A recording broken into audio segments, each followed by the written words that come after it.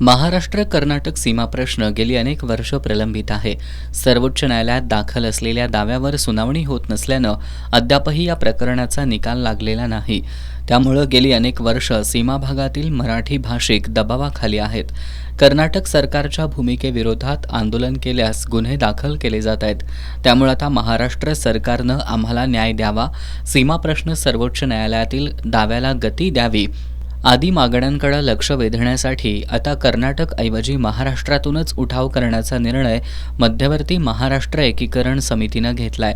त्याची सुरुवात 17 जानेवारीला हुतात्मा दिनाच्या निमित्तानं कोल्हापुरातून करण्यात येणार असल्याची माहिती समितीचे कार्याध्यक्ष माजी आमदार मनोहर किनेकर यांनी दिली आहे। या दिवशी कोल्हापूर जिल्हाधिकारी कार्यालयासमोर धरणं आंदोलन केले जाणार असल्याचं त्यांनी सांगितलं। सीमा प्रश्नासंदर्भात अनेक आश्वासनं सीमा भागातील मराठी भाषिकांना देण्यात आली, मात्र आता महाराष्ट्राची भूमिका बदलत चालली आहे की काय अशी शंका आमच्या मनामध्ये निर्माण होत असल्याचं त्यांनी सांगितलं। महाराष्ट्र सरकारनं केंद्र सरकारवर दबाव आणावा, न्यायालयातही व्यवस्थित भूमिका मांडावी अशी मागणी त्यांनी केली।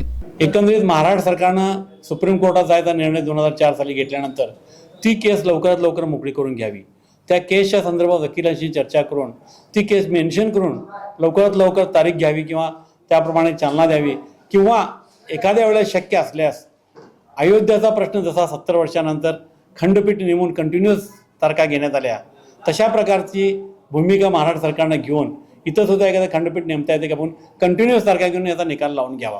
कारण एकंदरीत आम्हाला एकदा या प्रश्नाचा सोक्षमोक्ष लावून घ्यायचा आहे। कारण पेंडिंग किती दिवस राहणार?